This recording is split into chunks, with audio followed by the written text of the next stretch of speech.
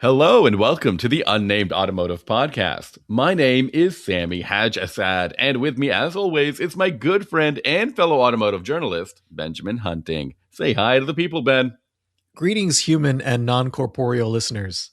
Greetings for I think we're going on to our 10th year now. Is that what's happening? 2026? I think that's what happened. I think it's possible. Ben is an automotive journalist, but more important than that, he's very much one of my best friends, someone I love to talk to. And you know what? I usually ask for his agreement in this, but I'm not going to do it this time. I'm just going to state the facts, and that's the way it is. Sammy, one day, if you're really lucky, your son will be your best friend. I don't know. I'm always weirded out about that. Why?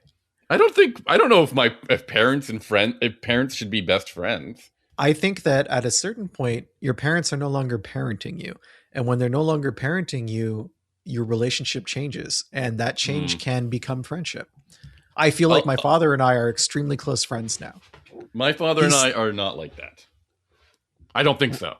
Well, I'm sorry to have brought that up. My father always said that I was on the payroll, and his objective as my parent was to get me off the payroll. Did it work? Are you off the payroll? I'm off the payroll. Yeah, I'm off the payroll. I mean, thanks to the success of this podcast, Ben. Mission accomplished then. I don't see what your dad could complain about. He's not complaining. That's why we're not friends. Anyways, Ben, can you tell some of our listeners where they can find your latest work? Sure. They can find my work at Motor Trend, at driving.ca, and at Hagerty. And I want to underscore, I recently put something up on Hagerty about a mini Miata, which is a Miata but smaller, that you can actually buy from a company in China. I talked to the guy who created it. It's pretty cool. Anyway, check that out. You don't get any kickbacks for people checking that out, do you? No, just every time someone clicks on one of my articles, one of my hairs turns gray. Oh my God. It doesn't go back to your natural hair color? Yeah, when they're done reading. Yes, there you go. That's cool. You must you must look insane sometimes. Like a kaleidoscope. You can find my work at autotrader.ca and driving.ca, as well as their YouTube channel, which is called driving.ca. You have to include the word dot, again. Actually. Say it a fourth time. Yes. Ben, I've got a minivan that I'm super excited to talk to you about. Okay. Super excited because apparently the last time we talked about it was 3 years ago? 2023. I have a question. Has it been redesigned in that time? Listen, I have an answer. According to the press release, the Toyota Canada press release of the 2026 Toyota Sienna, its design is inspired by the... Why am I already laughing? Its design is inspired by the iconic Japanese bullet trains. The Shinkansen. The Shinkansen. Right there. Name drops it. And I'm here to tell you that is not true. That is just not possible. If we were to look at the world of minivans and pick one out that was inspired by the bullet train, it would have to be the early 90s Pontiac Transport / Chevrolet Lumina, the anteater vans from GM. Yeah, the Hoover. It looked like a little handheld. The Dustbusters. Dustbuster, that's right. Those are the most Shinkansen of all vans. And Toyota's scooping it up right now. I guess it's a little similar. They're not totally off base, but come on. I don't look at that van and go, you know what? That looks like a bullet train. No, I don't think anyone could or should have that. Question. And if they immediately jump to that conclusion, I think they need help. Follow-up question. Was there a Toyota Sienna in the Brad Pitt movie Bullet Train, which came out 2 years ago? Do you think that's why they're name dropping it? I didn't notice that. No. I haven't watched that because the name of the movie really just told me everything I needed to know about it. It looked terrible. And those are two terms that I don't really connect with yet. Bullet and train? Yeah, bullet and train. I don't really know where to go with those two words. When they did Mission Impossible, I liked that. That caught my attention. Mission : Impossible. Yeah. So what if it was bullet : train? Yeah. See, then you've got me. Toyota : Sienna. The Shinkansen of minivans. It is not a bullet train. It is not does not remotely look like a bullet train. However, I think, and I said this in my YouTube video that I did for driving.ca, there are similarities between the two products because the Shinkansen is known for being comfortable, efficient, and kind of high tech. Kind of high tech? Yeah, I mean it's important the way. You've ridden on one, right? I have ridden on one. It's pretty cool. I remember how smooth it felt, and the fact that we were going like 350 kilometers an hour didn't seem real. Yeah. You don't really get that sensation of speed. Even looking out the window, it doesn't seem. But what I found most impressive from the speed side of things is when you're in the station in Japan somewhere, and you're waiting on the platform, there are other Shinkansen that go by. And they slow down a bit for the stations, but it's still the fastest thing you'll ever experience going by you outside of like a top fuel dragster going by. It's insane. This crazy wind comes through the station, and then in the space of a second and a half, an entire train passes by you. And there's no barrier between you and the train. It's just open platform, which is wild. Do you think that's still the case now? Yeah. The last time I was in Japan was quite a while ago. I want to say 2017, maybe. Maybe even 2016. So almost 10 years. It's possible that they have changed that. I was going to say fix that, but I don't know if it was really a problem. My experience with it, the thing that caught my eye the most is that every station, it was measured when they were going to arrive within the second. And wow. I think that's really impressive. I think that's a byproduct of really, thorough thinking and thorough planning. And that to me is what the Sienna is all about. This is a car that's been thought through. It's designed to get a whole family, if not more, from one place to another as comfortably and as efficiently as possible. But that's pretty cool. One more bullet train fact related to what you just said. Not only do they, time it to the second as to when they're going to arrive, if it arrives early, they apologize. Yes. That's important. Yes. Yeah. Sorry for the convenience. Sorry for catching you off guard. The Toyota Sienna is one of the few hybrid minivans on the market today. It's actually the only one, isn't it? No, it is the only hybrid all-wheel drive minivan on the market. There is a Kia Carnival that is hybrid powered, but it's front-wheel drive only. I don't know why I forgot about that. It features 245 horsepower from a 2.5 liter four-cylinder engine and some electric motors. I drove the all-wheel drive model. I don't know. No, you must be able to get the front-wheel drive model in Canada, but it's probably a very low take rate. And it's probably a low trim level as well. Yeah. I think the LE or something like that. And now, I wanted to say that in Canada, I had the pricing in Canada. It ranges from around $50,000 for the entry level model. In the US, that's $40,000, and on the top end in Canada, it's a $75,000 car. Wow, which is a lot of money. And in the US, you're spending, I think, closer to. Let me make sure I've got the right packages here. You're spending about $62-ish $1,000. So there is a significant price difference between these two countries. It does line up though with what you would pay for the Honda Odyssey that I drove recently, I think a few weeks ago. And the fully loaded Pacifica that I drove a few weeks ago. That is so vans are expensive. Yeah, I mean cars are expensive altogether. It's true, crazy to think about that. There's no real entry level van anymore, is there? I guess the one that, and I could be wrong because we were talking about how the Voyager Grand Caravan is still around, and that's probably the closest you're going to get to an entry level van, and that's not a bad thing. I mean, I think those vans are good for what they are, and they should be. Yeah, like they should be a marketable thing, because as a parent, I can see how quickly anything you invest money into that is going to be around a child will deteriorate and become like it should not. You should not have splurged on a thing, because hard agree. Like these are in many ways. So in not the classic disposable, they need to be rugged from the inside out. But in the classic car world, it's tough to find old wagons, because they were very popular in like the 60s and 70s.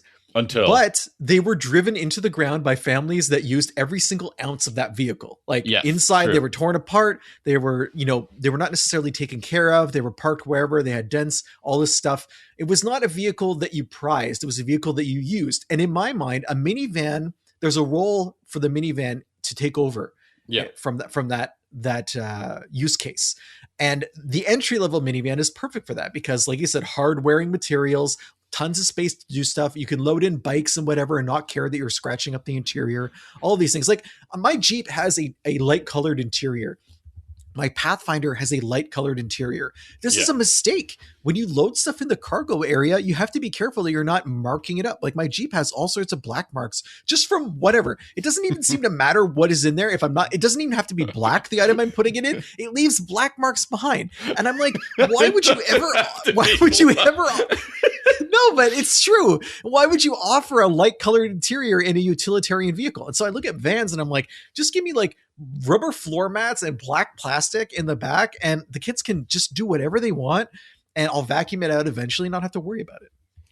I mean, this is one of the major things that's going on here. However, on the top end model, which I actually did not have, the Sienna comes with a few cool, interesting things, like a vacuum, which I always appreciate. I always think that's a clever thing to have in a car.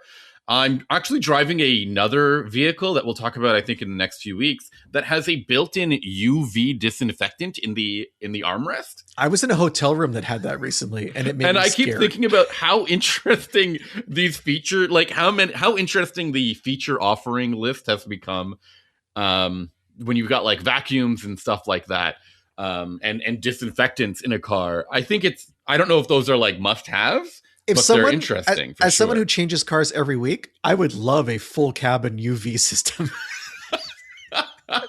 I would sleep better at night. Sure you would. But not a black light. I don't want to see it in action. I don't want to know. Of course. I just want it to be safe.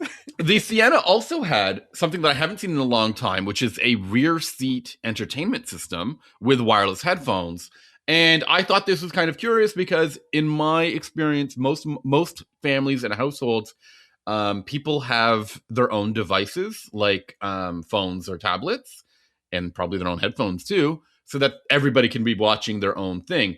Do you value, now I mean, actually I probably know your answer to this. You would probably value a shared experience with everybody in the car during a road trip. Absolutely not. Really? No. I have no desire. Whatever I want to watch? No. First of all, I'm not in the back seat. Second of all, okay. Well, if I'm in the front me and seat, you were on a road trip and somebody else is driving, your dad, since he's such a good friend, and my dad, because he's my employer. I've never done, I'll be clear, I am not a Nepo baby. I haven't done any work for my dad in any way. Even on vacation, you're on the clock, though. Yeah. I have to bust my... Anyways, you would not want to watch whatever bullet train movie I've got queued up on the entertainment system? No, because you're in the third row, first of all. If you're going to be watching I can watch it from back there. First of all, what does that have to do with the entertainment system?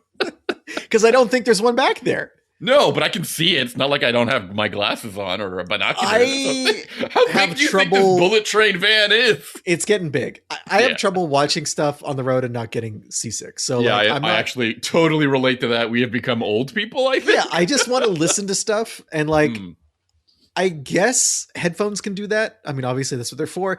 But in general, I don't know. Like, I'll give you an example. I listen to a ton of podcasts these days because some hearing issues have made it more difficult to enjoy music in a car. Our podcast in particular, this one. No, I never. Just on a loop. You're pumping up the numbers. But my wife does not enjoy the same podcasts I do. Like there's some overlap. There's some overlap, but not a ton of overlap. So when we go on longer trips together, I try to choose podcasts that we would both be interested in. She does not wear headphones to do her own thing. So we share like the same audio experience. But she'll also plays a lot of games while we're driving on her phone or her tablet. So she can also zone out if it's not something that interests her.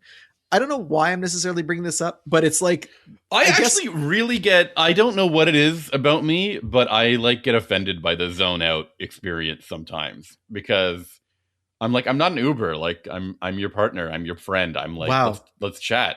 This is a conversation you need to have with your wife, not with me. We do. I have had this conversation all the time. And I'm constantly like on the hot seat of like pushing conversation. And she's very good. She's my partner. We picked each other for a reason. We get it. But, sometimes when I see her on her phone, I'm like, oh, why isn't she like we're in a shared experience. We're traveling through this world together. Did you see that out the window? It's nothing. And she's like, what? And I just have to make up a story. You have to make up a story? Yeah, yeah, it's fun. It's really so good exercise. You're upset that your wife won't participate in your game of deception. It's not deception. It's creativity. It's creative storytelling. Okay, tell it to the judge. So you're not into that. The thing I found that was interesting about this rear seat entertainment system in the Sienna is that there's no built-in DVD player, because I guess nobody's into that anymore. There is an HDMI port, which made me think, what product am I bringing into? Gaming console. A gaming console or a streaming stick, I suppose. The streaming stick would require internet, though. Does the Sienna have internet? It has you can get the internet in it. Okay. Like you can pay for it, or you can just, I guess I can tether my phone to it, right? I remember thinking back in the day when you were able to get like satellite for cars, that was the coolest thing ever. And now I have no desire to stream anything in a vehicle ever. Like, it's funny how it bothers me that the car does not have its own built-in like OS for like smart TV OS, that you can just watch Netflix or I'm sure there's some liability thing. They don't want to be exposed to whatever content could be downloaded. But that way. Isn't that available on Jeeps? I guess Jeep doesn't care about liability when you can like take the doors off and roll it over somewhere. Hearing a curse word is like low on the list of like concerns for the Jeep owner. But there is a feature that I was struggling to get working called Miracast, which I believe is similar to Apple's AirPlay or Google's Chrome or Cast feature, in which you could like play something off your phone to this screen. I just struggled to get it working. I looked online. Apparently, I'm not the only one. It's really a big shame because, again, your alternative then is to get a stick or a DVD player or a gaming console, and figure it out from there and take up a plug in the process, right? Yeah. So I was caught off guard by that. It's interesting to have a feature like the rear seat entertainment system, but I think not having I think we're expecting a smart TV experience on every screen that we deal with, and not having something like that is frustrating. An editor of mine also recently discussed that they don't think that rear seat entertainment makes any sense anymore for exactly the reasons you're talking about. Well, I actually, like I said, I actually don't mind the shared seat experience. It's cool. Yeah, but is it something you would pay more for? I guess is the point. That's a good point. Yes, that's true. And would you be able to convince everybody that we're going to be watching the same thing? And if you only have one child, and having a book report on it later, like you have one child, they're the only ones who are going to be watching it. I mean, that's a different situation, right? Like he's rear facing; it does nothing for him right now. So he's not watching it, so it's useless. It's totally useless. In fact, it's like infuriating more than anything else. He can hear it, but he can't see it. No, he's going to hurt his neck trying to see it. Yeah, I will say, of course, minivans, when it comes to having children in a vehicle, it is the smartest thing in the world. It is so easy to deal with everything that comes with a child. Throwing your stroller in the back seat or in the trunk or whatever. So easy. Putting your car seat, installing car seats. I don't have to bust my back. I don't have to mess up my fingers finding the latches. I can move the seat so far forward or backwards to make it fit. I cannot overemphasize just how family friendly these cars are. And I mean, I'm having a conversation with a friend of mine who is they have 3 kids and they are seeking a 3-row vehicle and are leaning towards an SUV. And I keep telling them, your life will be so much easier if you just had a minivan, because like even just getting into a parking spot and dealing with the sliding doors versus a massive door that has to, accommodate a 3-row vehicle. And then you basically need another parking spot next to you just to swing that thing all the way open and get kids in and out of it. So now, while we're on the subject, though, the Sienna is the smallest minivan inside compared to any other minivan by a big margin. There is a caveat. Passenger space is actually competitive. It's about on par with what you'd get with other vehicles. Cargo space is the major issue. It seems that I think there's no real way to like deal with the second row seats. And so as a result, it has like 50 less cubic feet of cargo space compared to, let's say, the Odyssey. Yeah, I think it's 40, but it's in that neighborhood. It's 50, 40, depending on what you just define as like max. It's weird. Because Honda has a behind Honda the has first a row. weird SAE standard that only they Yeah, observe. yeah, exactly. Yeah. So it's insane to me that that is like, because like I think behind the third row, it's 33, and behind the third row of the Odyssey, it's like 32. So But the it's third row not of the that big of a Odyssey deal. has a giant trunk. Do you have that in the Sienna? Like an underseat storage, you mean? No, it's not an under seat storage. It's behind the seats. There's a Yeah. huge trunk. Like it's just a big. It's like really deep. It's not as it actually it is deep, because the third row seats of the Sienna fold into this little like opening, Okay. this like this deep trench basically. So what happens then with the second row seats? Why? the Why second don't? row you can't really do anything with them. They fold forward. The seat back I believe folds onto themselves, and Yeah. So and does the you can push them up. Odyssey.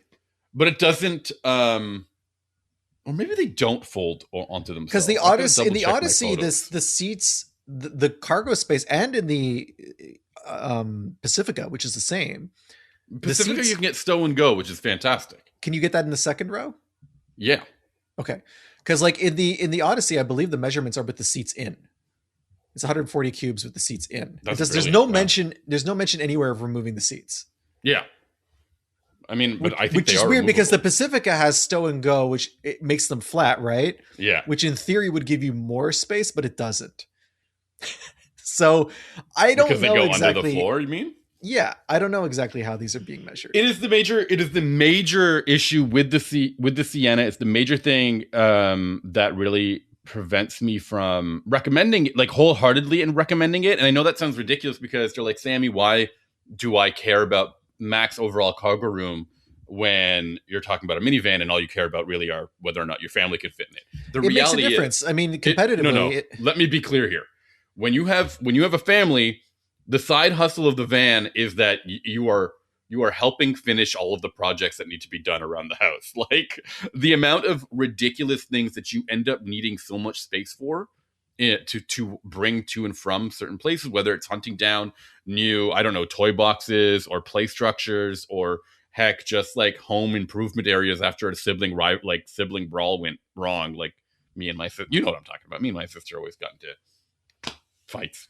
don't fight on company My dad time. needed to bring some drywall home, and a minivan would be a perfect car for that. Or all of the, like rebuilding fences in the backyard or a play structure, as I mentioned.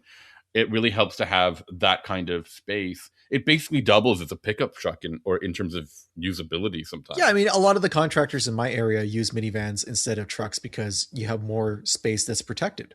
Yeah, you know? and it's and not only protected from thieves, but protected from the environment as well. Yeah, and the cargo bed is longer than what you would get in a pickup truck that has a 5.5 foot bed because it's a crew cab these days. Oh yeah, true. Good point.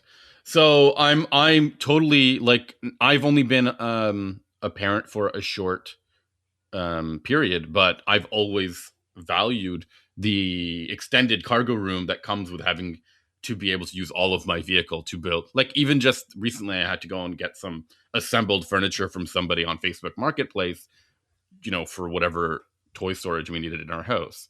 And I wouldn't have been able to do that if I had a smaller vehicle, or I couldn't take advantage of the max cargo room in something like the Sienna. So overall, Yes. my lasting memory of the Sienna, because I was the last person to drive it and talk about it on the show, apparently, according to our records, is that the drivetrain was buzzy and not Yes. great. Still, And- it's the same thing, man. Oh man! It's not. And I would call also, it buzzy. fuel economy was not impressive either. Unfortunately, I can't really provide a super apples to apples comparison on that because I'm driving it in the dead of winter, and we've been dumped on in terms of snow really heavily over the past, especially over my test with it. I will say the car feels fantastic in the snow. I drove it. I drove Yeah. it in January as well. So Okay, so what did you do? You know? Well, I doubt you'll tell me what you. I didn't get like the rated numbers at all. I must. Have no, gotten, I didn't either. Like 25, almost 30% worse, I would say. Yeah, it wasn't great. It was at the point where I was like, why am I dealing with the lack of power if I'm not going to get the fuel economy to go with it? That's an important thing to point out because the Sienna with 245 horsepower, that's a pretty significant jump down from all of the other vehicles in the market. The Odyssey has 280. I think the Pentastar in the Chrysler has like nearly 300, I think. And also there's Um, torque in those motors because they're larger motors, right? yeah. So it is a very important thing to point out. However, I think the feeling of the electric motors and this hybrid powertrain helps it feel fairly responsive. It never felt like it was like sluggish, I would say. So I think I'm okay with the power figures here, and I But it's think in but it ideal in ideal situations that those fuel numbers are manageable, because I've driven other Toyota hybrids and have met those numbers, especially in something like the Highlander hybrid, right? just the lack of refinement though. Like it does not Yeah. feel like an engine that belongs in a vehicle that costs that much. Yeah, especially when they bump up the price and call it a platinum model. For Exactly. It's like, and I think Toyota realized this with some of the other vehicles where but Grand Highlander, where they had the hybrid Mhm. max situation where they're like, okay, we're not going to saddle you with a 4-cylinder turbo here. Yeah. We're going to give you, something more, I believe. I don't think it's 4-cylinder turbo. The I Grand, think it is a four-cylinder turbo, not just this. We and have the it regular one naturally is aspirated. just like a not naturally aspirated. Yeah. Yeah. Something like that would be better for Sienna, because if you have 5 people in your van, that's like 700 pounds of extra weight. Like it's You're considerable. hauling people, and you'll need that extra oomph to get going. Yeah. And that is an important drawback. I don't think it's the most significant drawback here, but it's worth pointing out. Thank you for reminding me on that. Anything else you want to ask me about this thing? You're really good at leading the conversation on this. I'm just saying, would you recommend this van over other vans, or do you think it's There's just only 4 fine? other vans. There's only like 3 other vans to choose from. Yeah, but I mean, some of them are good vans. I will say I recently drove the Pacifica and I found it to feel a little old-fashioned. However, I loved how much those stone grow seats really helped improve the overall cargo capacity of this thing. And I really thought that Pentastar V6 sounds great and is very responsive. It was awful on gas, though. The Odyssey might be the most refined, family-friendly minivan on the market. I liked it thoroughly, except for its fuel economy as well was a bit of a detriment. The Carnival, the issue is that all of the ones that I have been given to test have these really awesome second row seats, the lounge seats, which are really cool in theory, but are really awful in terms of family friendly or accessibility. You can't access the third row with them. They're extremely heavy and difficult to move around and maneuver and reconfigure. And I don't think they're family oriented. They're for a whole other different type of, like a VIP experience. yeah, or maybe like a teenager, like just having a teenager or two in your household. I mean, those teens love hanging out in those vans. I mean, that's something we all know. So I don't want to talk about that. So my experience is that I actually think the Sienna is still among the better choices in the segment, because it does drive smoothly. The powertrain, sure, is not fantastic, but I do think that the ride quality is really good. The passenger capacity is really excellent, and the configurability of it is really cool. The starting price of around 40 grand is also fairly accessible. I also read that there's a ton of outfitters that are out there making accessible or wheelchair configuration, or what do you want to call it, conversions for these vans, and Toyota works with them, which I think is really handy. So I think I'm leaning towards still recommending the Sienna, especially over the Pacifica, but maybe not over the Odyssey. I think for me, the small size inside disqualifies it. That's crazy. Okay.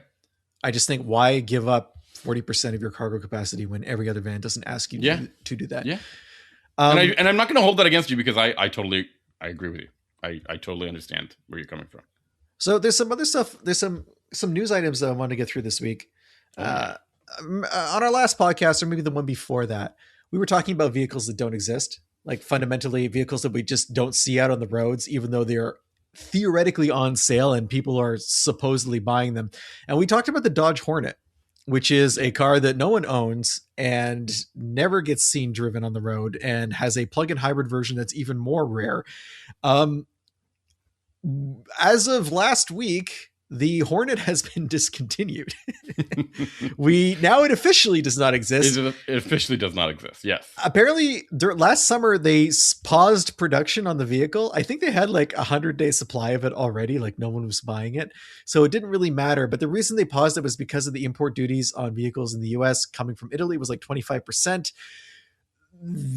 Now it's just not going to have. They're not going to unpause it. It's just dead. The Alfa Romeo version of the vehicle, which is called the Tonale, is going to still be sold in the United States. Okay. But there is officially no 2026 model year version of I think Hornet. we saw it coming. We predicted its death. I think most people just forgot that. Because we didn't see it. Like that's most people forgot that it existed in their press releases about, and I think Stellantis themselves forgot that they were also selling this plug-in hybrid.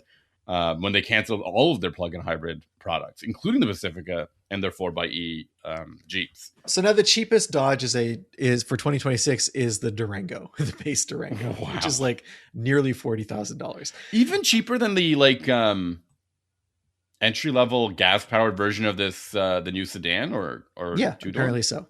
Wow, that's so crazy. So that used to be like a bargain. The old Charger 4-door, right? Not that much of a bargain, I don't think. Oh, okay, maybe I'm overselling it. So moving from vehicles that no longer exist to vehicles that will shortly no longer exist. Remember the Chevy Bolt that we love so much that went away and then came back?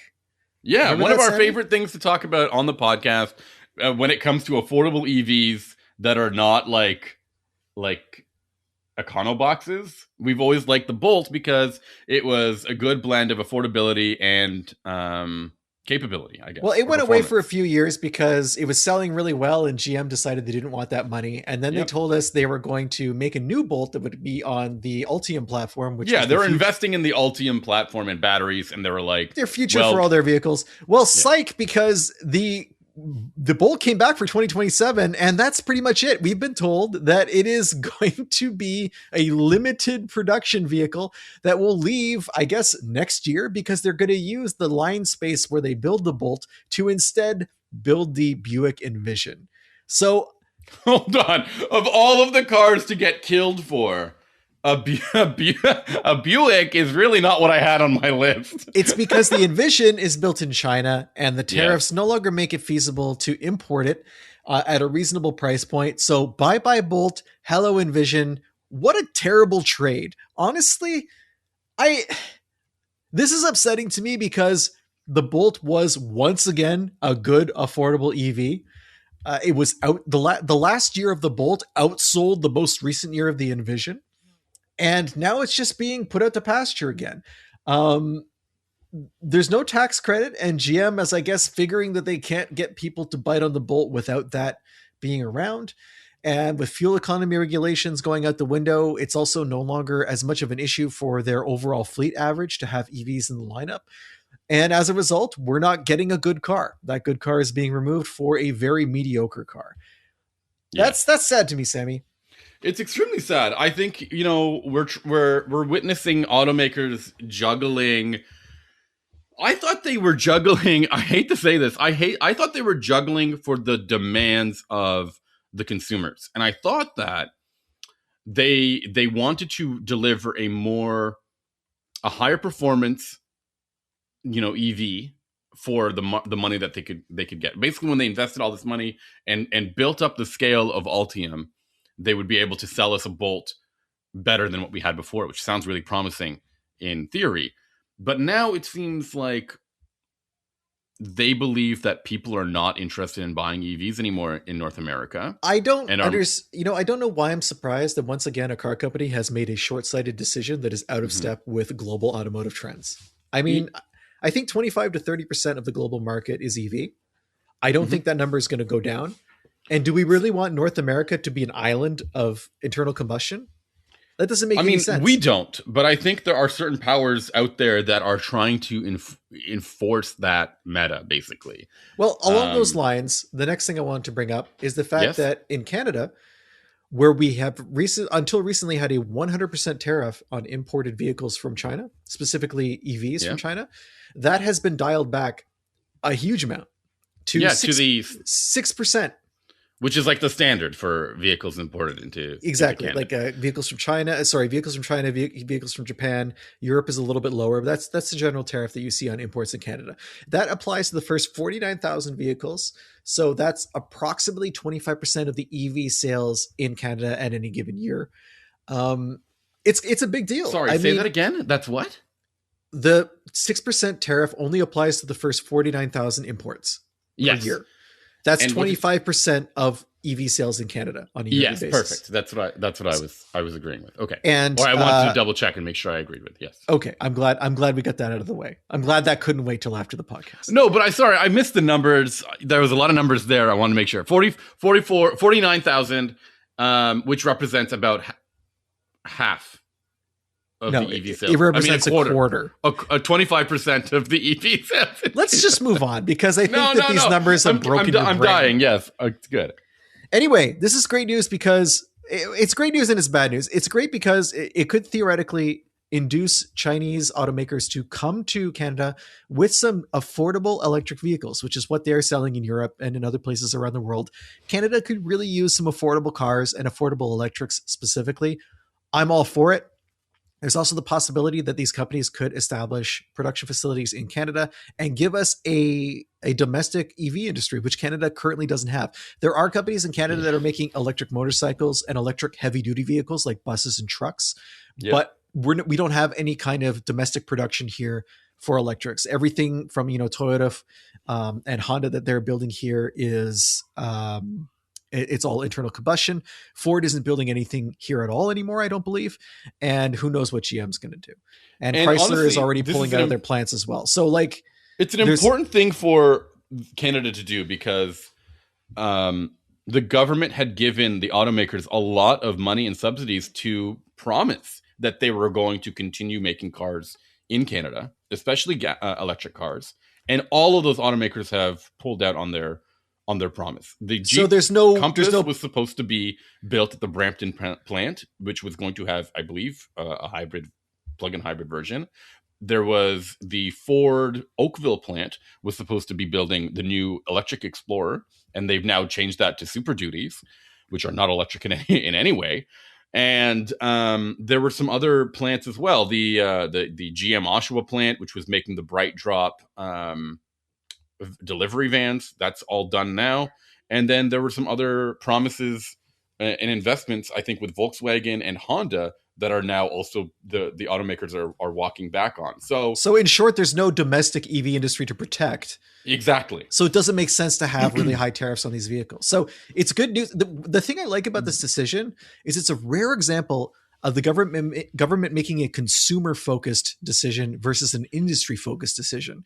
This is going to benefit individual people who are going to be able to buy inexpensive cars. I really hope so. I really hope that this term, like you said, a quarter of the EV sales can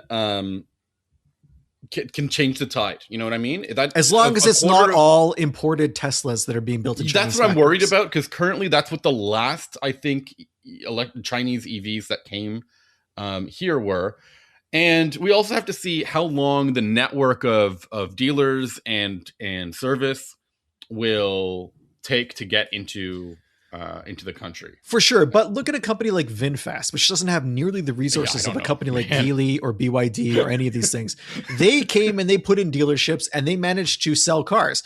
So think about not good cars, but cars. No, but they're a smaller operation that still managed to get it done. So if they can do it, I think that these gigantic Chinese automakers can also accomplish the same thing.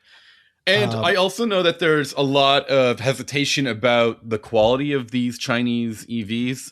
I've mentioned that when I go to the Middle East and I go to Europe for my personal trips, I see a lot of these Chinese cars. They're everywhere, and people seem pretty satisfied with them, especially given the price tag. So it's definitely a trade-off that we'll probably be keeping an eye on in terms of the quality and performance of cars. And Canada is a very difficult environment to make vehicles for, especially when it comes to electric vehicles. But no more deal with some pretty harsh more weather difficult than Norway, which has an immense amount of EV adoption. They also have a ton of great charging networks. Do you think? Sure. So does Quebec. Yeah, that's true. Do you think this is a crazy question to ask. Every new EV I think that I'm getting this year will come with the NACS or the Tesla style charging port. Do you think these Chinese automakers will come with an NACS port? I don't know. That's a really good question. I doubt it, but I think it's really funny. I'm not an NACS fan, so no, I know you're not. As someone who owns an L2 charger that doesn't have a NACS port, I'm good with sticking with the tried and true. Yeah, I agree with. I'm totally fine with it. So far, I haven't been inconvenienced by the NACS port yet.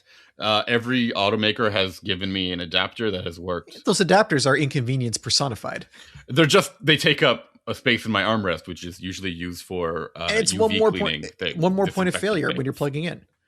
That's true. So far, no problems yet. I can't wait to see my press card turn into a ball of fire. Just wrapping things up, ball of fire style. This week, we have a question from Justin. I love this question. Wrote in to tell us that they've sold their SsangYong dual cab pickup, dual cab Ute. It was just sitting around, really not really being used. And they bought a 2004 Volvo XC70, which is cool. We're all about wagons, and wagon ownership is, one of, I think, one of the highest staple. forms of automotive ownership. Yeah. Justin really likes the Volvo, and it's from an era where there's not a lot of annoying autonomous, semi-autonomous safety features compared to the other vehicle in his household, which is a CX-3 that he really does not like. His question, though, is, has the automotive industry lost the ability to put feeling back into vehicles because of safety requirements, or are people now just choosing tech over driving pleasure, and that's why this safety gear is being loaded in? I think, Sammy, this is maybe a nuanced question. I feel like a lot of the reasons why driving pleasure has left vehicles has to do with weight and the large size of vehicles these days, where even small vehicles are very heavy. Mm-hmm. I think that saps a lot of the fun and enjoyment out of a vehicle. Yeah. So then the further question is, why are vehicles getting heavier?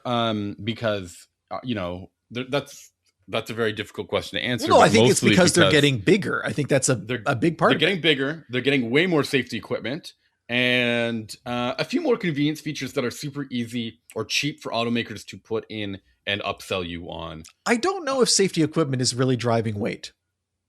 I think to a huge degree. I really think it's the proportions of the vehicle that are pushing that out much more. If you were to look especially at like trucks versus, okay, sure, yeah. And then there's also EVs, which are extremely heavy because of the battery. But if you've driven a lightweight EV, which I'm trying to remember one that I have driven. Yeah, I don't think they exist. I think the BZ was relatively lightweight. Well, what does that mean? 4,000 pounds? It wasn't particularly enjoyable to drive, actually. That's not a light vehicle. I shouldn't use that. Yeah. I think that to answer your question more specifically, Justin, I don't think people are choosing this technology. I don't think people are making choices on what they buy based on autonomous, semi-autonomous driving features and assistance. I don't think that that's a real thing. I also don't think people are choosing vehicles based on connectivity or infotainment options. I think that is largely a fantasy of the marketing departments that are trying to differentiate vehicles in a market where almost every car is good, and it's hard to tell the difference between one car and another car based on its specifications or how it drives on the road. So I feel like this stuff is being forced. I don't mean forced like in a negative way, although it can have negative results. It's being loaded into vehicles as a way of saying, we have this fancy gadget that makes us better than brand X. Yeah, I think you're onto the right thing here. You said something really important. Almost all vehicles are good, and I'm putting good in we need to put good in a very particular bucket. And by good, we mean they're safe, they're reliable, they're fairly well performing. They're, what's the word we use? Practical. You know what I mean? They like cover the general purpose usage of a vehicle in every way, right? And yeah, and also, Justin, in order to excel in drivability or performance or enthusiasm or something like that, you have to sacrifice something there. And I don't think the automakers have seen a trade-off worth it. But I mean, just to follow up on the model year of Justin's Volvo, I mean, it's an 04, right? I in the last year, I've owned an '04 Subaru, which I owned for many years, which I just sold. I own a '04 CTSV, and I have an '02 Pathfinder. And the driving experience from all of these vehicles is exactly as you described. There's no interference from electronics. There's very minimal intrusion into the driving experience. And as a result, these cars all have personalities of their own rather Okay. than a homogenous personality that you can get from a traction control system being very much like every other traction control system, or an adaptive cruise control being like every other adaptive cruise control. Mm-hmm. So I definitely agree with you that cars from that particular era, and maybe up to like 2010, 2011, they have a personality that you don't see in modern vehicles. And to even take this back further, when I think about the cars that I want to own, the cars that I want to own are older and older because I can identify a reason for wanting to own them over others. Like there's that personality and the individuality associated with the experience of driving those cars. It stands out to me in my mind. Whereas today, I drive 50 to 60 cars a year that are brand new, and very few of them stand out in terms of personality. Some of them do, but it's harder and harder to have that experience. Whereas it's mostly just a homogenous, these cars are good kind of experience.